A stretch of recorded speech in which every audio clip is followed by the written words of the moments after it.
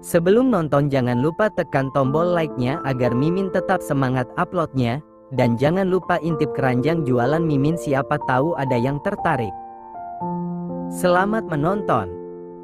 Ketika semua orang sibuk berkemas di rumah masing-masing, Zia hanya duduk termenung, menatap Farel yang tengah memasukkan pakaian ke dalam koper besar. Zia masih enggan bertemu dengan keluarga Cemara, ulah mereka yang ajaib bisa membuatnya sakit kepala, belum lagi sepanjang pertemuan nanti, dia tidak boleh lupa mengatakan, amit-amit jabang bayi. Kenapa sih kita harus ikut, Mas? Keluh Zia, semoga bujukannya kali ini bisa mengurungkan niat Farel untuk ikut pergi bersama Bang Rizal. Dia itu mantan adik ipar kamu, masa nggak datang? Lagian aku pengen refreshing, Zi.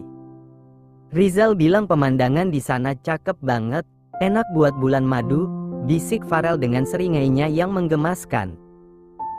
Ish, genit, perut aku gede gini, gimana bisa bulan madu? Gampang itu, sih. Pokoknya kamu harus relaks, banyak istirahat dan jangan stres, oke? Setiap lihat mereka itu aku stres, makanya mending gak usah kesana. Zia merajuk lagi. Neva harus kenal papa kandungnya, Zi. Kamu gak boleh memisahkan mereka. Lagi pula mungkin aja sekarang mereka udah berubah. Buktinya Feby mau nikah sama tukang sayur, ajaib, kan? Zia mengangguk, memang benar kata Farel, ikatan darah tetap ada meski ikatan cinta Aldebaran lebih kuat. Dia juga masih heran, Feby centil yang bisa berubah haluan, dilamar tukang ojek aja dia nolak pakai mentah, tapi kenapa sekarang bisa mau sama tukang sayur, kan, aneh. Nggak cuma Rizal yang kangen, aku juga kangen keributan yang mereka buat, ujar Farel lagi sembari terkikik geli. Ternyata meski menyebalkan, tapi keluarga Cemara bisa membuat banyak orang merindu. Gimana kalau kita minta geng Gibah juga buat kesana? Astaga, kenapa Farel jadi punya usul aneh kayak gini? Desa yang aman dan tentram bisa berubah menjadi bising, rusuh dan kacau kalau kedatangan mereka, belum lagi jika mereka melihat istana baru keluarga Cemara yang bisa menjadi bahan gibah sampai tahun depan. Enggak, kamu mau bikin aku stres. Lihat keluarga Cemara aja aku bisa stres, terus sekarang kamu mau nambah geng gibah. Farel tertawa, dihampirinya Zia yang tengah merenggut. Dikucupnya kening wanita itu. Oke, nanti kita undang mereka pas kamu udah lahiran aja. Zia membeliak, satu tangannya memukul pundak Farel, kesal. Mama bangun. Teriak Feby begitu melihat jam di ponselnya menunjukkan angka 6. Ini hari pernikahannya dan mereka semua bangun kesiangan. Agam masih terlelap dalam mimpi bertemu putri turunan Ningrat yang cantik jelita lalu membawanya pergi dari gubuk menuju istana dengan kereta kuda. Bu Yuni masih sibuk bermimpi tidur di lautan emas, di Sanjung Bak Ratu dan menjadikan geng gibah. Zia juga nenek lampir bernama Jenny itu sebagai pelayan. Mereka seolah lupa ini adalah hari pernikahan Feby. Mama, Mas Agam bangun. Aku mau ke Kua, nanti kita telat. Feby merengek, tapi tak ada satupun yang bangkit dari mimpinya. Mama bangun, nanti Aradit keburu dateng. Kamu aja yang pergi sono, Mama masih ngantuk, jawab Bu Yuni tanpa membuka matanya. Mama jahat. Nanti kalau Aradit kaya, aku nggak bakalan mau ngasih Mama uang. Emang dia kapan kaya? Tanya Bu Yuni lagi masih dengan mata terpejam. Nanti kalau bapaknya mati, dia mau dikasih sawah. Mata Bu Yuni terbuka lebar, dia teringat Zia yang juga kaya raya dari hasil penjualan sawah, hanya sayang dia yang bodoh karena tidak menyadarinya. Tunggu. Berarti calon mantu barunya ini juga sama bakal jadi orang kaya. Oke, kita mandi. Bu Yuni bangkit dari tidurnya lalu berjalan cepat menuju kamar mandi. Mulai hari ini dia berjanji akan memperlakukan Radit sebaik mungkin, jadi jika nanti warisan berupa sawah itu mantunya jual, mau tak mau dia harus rela berbagi setengah dari hartanya. Akhirnya mimpi barusan bisa menjadi kenyataan. Pukul 8 pagi mereka sudah siap. Feby tampak cantik dengan kebaya, wajahnya dia rias sendiri, sengaja tak mau memakai jasa salon, karena hasil polesan wajahnya lebih indah dan membuatnya puas. Agam mengenakan lagi pakaian seragam kebanggaannya dulu, ternyata setelan jas dan dasi itu tidak lagi cocok dengan keadaannya. Setelah 1 malam tadi dia berpikir keras dan tekadnya kini bulat. Dia harus menunjukkan jati diri yang sebenarnya pada masyarakat di sini, bahwa Agam Suhendar adalah seorang mantan PNS tingkat 2. Dia yakin akan banyak wanita yang jatuh cinta padanya karena seragam ini. Angkot yang Radit sewa untuk berangkat ke Kua sudah tiba. Tak banyak orang yang ikut, hanya beberapa tetangga dekat dan juga ayah Radit yang sudah tua dan terpesona pada Bu Yuni sejak pandangan pertama. Pak Agus dan Bu Agus mengikuti dari belakang dengan mobil bak. Mereka diminta Rizal untuk mendampingi sebagai perwakilan salah satu keluarga waras dari pihak Feby. Sedangkan Rizal dan keluarganya sedang dalam perjalanan menuju tempat ini. Radit dan Feby saling berpegangan tangan, hati mereka tengah berbuncah bahagia tak sabar menuju kantor Kua yang jaraknya cukup jauh. Radit hari ini tampak tampan sekali. Baju rapih, wajah bersih dan wangi parfum membuat penampilannya berbeda 180 derajat. Feby tambah jatuh cinta. Dia seolah melihat Farel atau Rizal dalam versi yang lain. "Nanti malam tidur di rumah AA, ya?" bisik Radit malu-malu.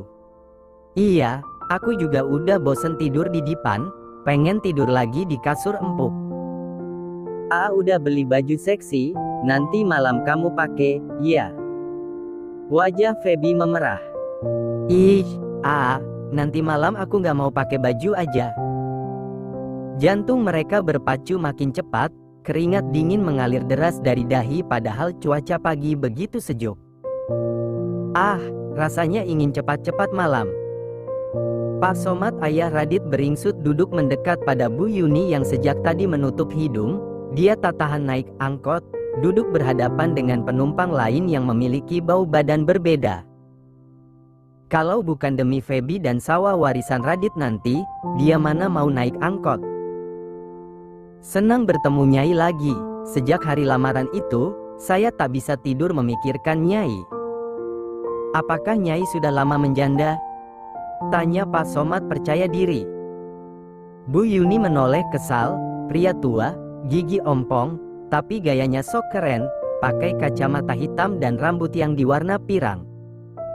Nyai, nama saya Yuni Ningratisi, keturunan Ningrat, jadi jangan panggil Nyai," jawab Bu Yuni ketus. "Oh iya, kalau saya sudah 10 tahun menduda. Sudah rindu belayan wanita. Jadi Nyai juga mau nikah lagi?" Netra Bu Yuni membeliak, kenapa obrolan mereka jadi tidak nyambung begini? "Siapa yang ngomong mau nikah lagi? Saya itu pengen kaya lagi, bukan pengen nikah lagi," pekik Bu Yuni di telinga Pak Somad.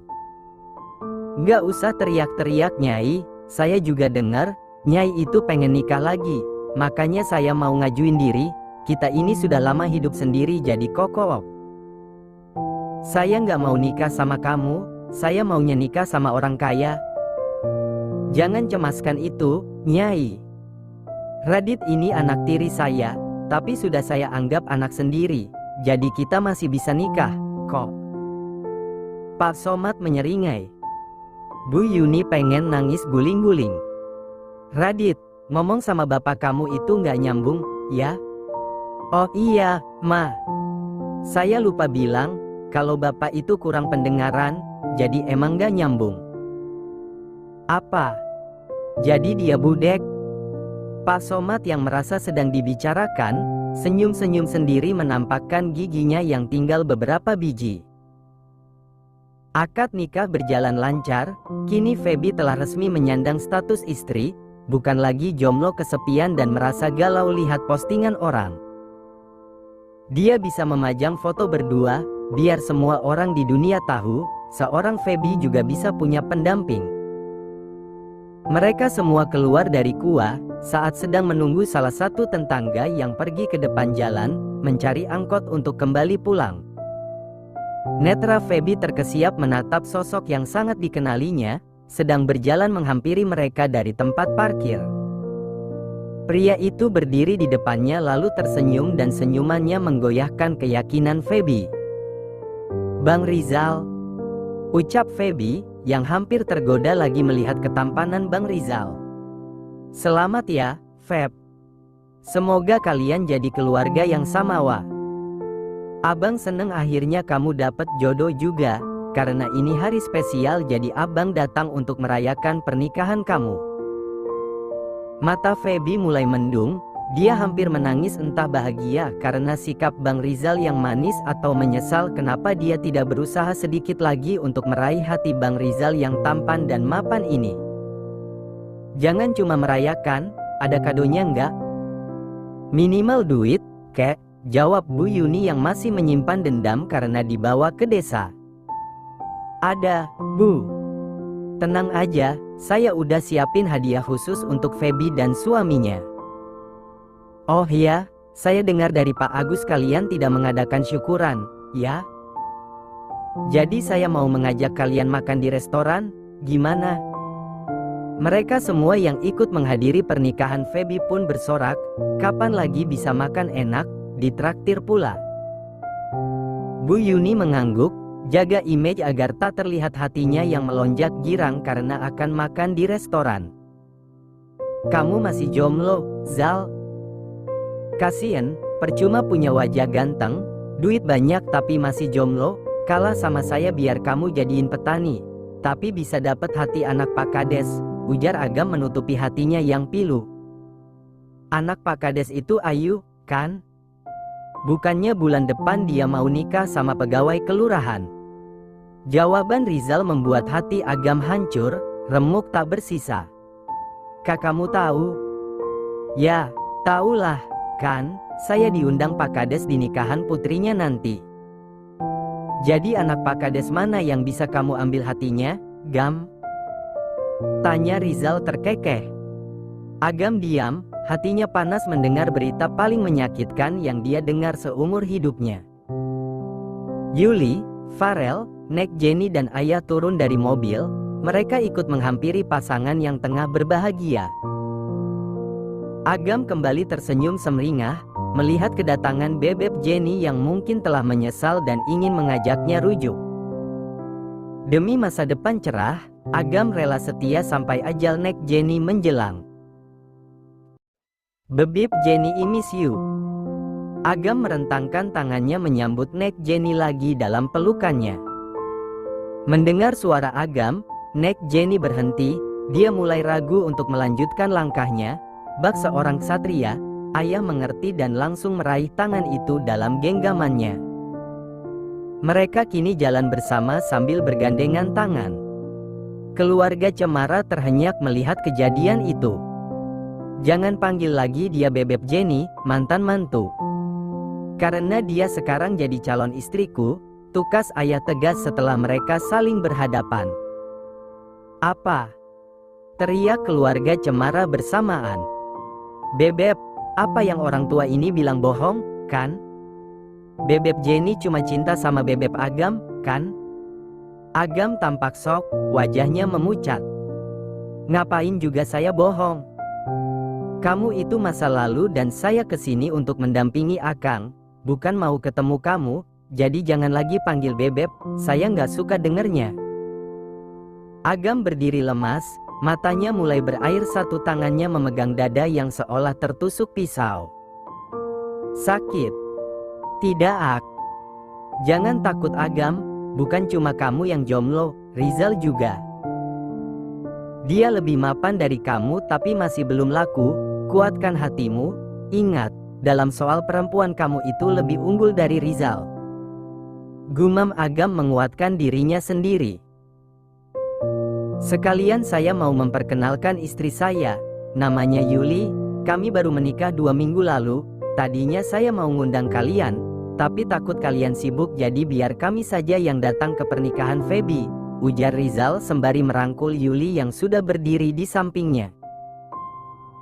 Bu Yuni menelan selaiva. Feby mencengkram erat tangan Radit, mengingatkan dia juga sudah menikah. Sedangkan Agam kini kedua tangannya memegang dada, rasa sakitnya bertambah 2 kali lipat. Dia ingin menjerit, tak rela menjadi jomblo seorang diri. Selamat juga ya, Feb. Saya mewakili Zia yang nunggu di mobil, dia masih lemas setelah perjalanan cukup jauh, maklum ibu hamil. Zia hamil? Pekik Bu Yuni menambah sesak pada dada Agam. Alhamdulillah, Bu. Udah 7 bulan. Agam meluruh di lantai, dia ingin meratap, menangisi kehidupan yang seakan begitu tega menyiksanya. Mengapa, Tuhan? Mengapa orang paling tampan sedunia, mantan PNS tingkat 2 dan turunan ningrat ini harus patah hati berulang kali? Tak cukupkah Zia pergi dan bahagia tanpanya? Kenapa sekarang Bebep Jenny dan Neng Ayu juga meninggalkannya? Dengan sukarela Pak Agus menyeret Agam masuk ke dalam mobilnya, sebelum mereka semua pergi dan meninggalkan pria itu sendiri. Mereka semua duduk saling berhadapan di depan meja panjang di sebuah rumah makan cukup besar yang ada di kota ini. Semua orang yang hadir tampak bahagia, kecuali Agam. Netranya menatap nanar satu persatu orang yang ada di hadapannya. Feby bercengkrama mesra dengan suaminya, membicarakan malam pertama yang masih 8 jam lagi. Zia tengah tertawa saat Farel dan Neva mengusap manja perutnya. Mereka bagai keluarga bahagia, keluarga kecil yang seharusnya dia miliki, bukan Farel. Bu Yuni masih sibuk berdebat tidak nyambung soal pernikahan dengan Pak Somad. Pak Agus datang bersama istrinya hanyut dalam hidangan di depannya. Rizal juga terlihat sesekali menyibak rambut istrinya lalu dibalas dengan cubitan mesra di pipi, dan yang paling menyakitkan bagi Agam, melihat Bebep Jenny saling bersuapan makanan dengan ayah Zia. Mereka semua berpasangan, kecuali dirinya. Hati Agam seketika rapuh, dia hancur, terluka dan ingin menangis, meratapi hidup tanpa belayan kasih sayang seorang wanita. Dia menyesal dulu saat menikah, tidak pernah berlaku manis pada mantan istri-istrinya. Andai waktu bisa diputar, dia janji akan jadi pria terbaik yang dimanjakan oleh mereka. Tiba-tiba dia merasa rindu percintaannya dengan Bebep Jenny dulu, yang hot, memabukkan tapi membuatnya bagai pria perkasa. Dia harus bisa meyakinkan Bebep Jenny, ayah Zia tak akan bisa sekuat dirinya. Hingga malam tiba, Agam masih merenung, tatapannya kosong dipenuhi bayangan-bayangan tentang mereka. Bu Yuni masih sibuk menghitung uang pemberian Rizal yang banyak dan hasil memaksa meminta amplop berisi uang pada tetangga. Mama mau beli emas, Gam. Uang dari Rizal sama Farel lumayan juga, cukup kayaknya buat beli cincin, kalung ama gelang. Agam diam tak menjawab. Kamu buruan nikah, Gam. Biar mereka datang lagi, terus ngasih uang lebih banyak lagi, kata Bu Yuni lagi. Hati Agam makin meringis mendengar itu, dia sudah tak tahan lagi, jiwanya sakit menahan rasa sepi dan patah hati seorang diri. Agam harus bisa menenangkan dirinya. Dia harus berubah. Semua kata-kata Neng Ayu terngiang lagi di telinganya. Agam bangkit, mengambil baju koko juga peci dalam lemari kecil, bersiap keluar dari rumah memenuhi panggilan azan yang tadi didengarnya. Kamu mau kemana pakai baju gituan? Tanya Bu Yuni heran. Mau ke masjid, Ma. Hah, ke masjid? Ngapain? Mau tobat. Agam melangkah gontai, tak lagi peduli dengan pertanyaan ibunya yang memburu. Agam melaksanakan lagi sholat 4 rakaat, Kali ini dia yakin tak salah waktu, meski masjid tampak sepi dan gelap. "Ah, mungkin orang-orang belum datang," katanya beriman. Tapi waktu sholat, masjid malah sepi. Tak apalah, dia akan sholat duluan. Semoga ada yang melihat tobatnya di malam ini, gumam Agam dalam hati. Usai sholat dia bersimpuh lalu mengangkat kedua tangannya, lirih dia berdoa. "Ya Tuhan, aku ingin jodoh. Kasihanilah aku yang tampan, baik dan beriman ini. Berikanlah aku jodoh yang cantik, baik, kaya agar bisa menyamakan derajatku yang ningrat. Tolong Tuhan. Tolong. Aku kesepian." Hua. Agam menangis, menumpahkan sakit di hatinya. Tangisannya yang meraung, membangunkan marbot masjid yang tengah tertidur di balik mimbar. Rasa iba dan bingung melihat Agam yang terpekur dalam tangisan menuntun marbot masjid yang masih mengantuk itu untuk jalan menghampiri. "Sholat naon, Yang?" tanya Pak Marbot lagi. "Sholat Isya, Pak. Tadi saya dengar azan, kok." "Isya? Saya kira lagi sholat istihoroh. Azannya, kan, dari 4 jam lalu, kenapa baru datang sekarang?" tanya Marbot itu lagi sembari melirik jam di dinding yang menunjukkan pukul 11 malam. Agam diam, kini dia baru sadar kenapa masjid sepi dan lagi-lagi hanya dia sendiri yang salat. "Saya salah lagi, Pak." "Bukan salah, cuma kemalaman. Kalau mau, pas dengar azan langsung datang ke masjid. Ini mah dengernya kapan datangnya kapan," gerutu Pak Marbot sembari membenarkan letak sarungnya. "Saya baru tobat, Pak," jawab Agam lirih. "Alhamdulillah masih bisa tobat. Saya lagi galau, Pak." Agam menyeka bulir air matanya. "Kenapa?" Pak Marbot duduk, dia jadi kepo dengan permasalahan yang membuat pria ini menangis tengah malam. "Saya dari tadi sakit hati, saya nggak rela, Pak. Saya sedih." "Kenapa? Kenapa? Ada yang ganggu atau iseng sama Ujang gitu?" "Bukan, Pak. Saya dari tadi nyesek, mikirin orang-orang malam ini yang lagi pada berdua-duaan, mesra-mesraan, tapi cuma saya sendiri yang jomblo dan kesepian." Hua. Agam memeluk Pak Marbot, menangis di dadanya, berharap sesak yang sejak tadi melanda memikirkan mereka yang sedang sibuk bercinta dengan pasangan masing-masing malam ini. Pak Marbot balas memeluk Agam. "Senasib atuh, Yang. Bapak oge kesepian, nggak ada yang dipeluk, mana mantan istri udah nikah lagi." Hua. Tangisan Agam makin kencang dan mereka semakin merapatkan pelukannya.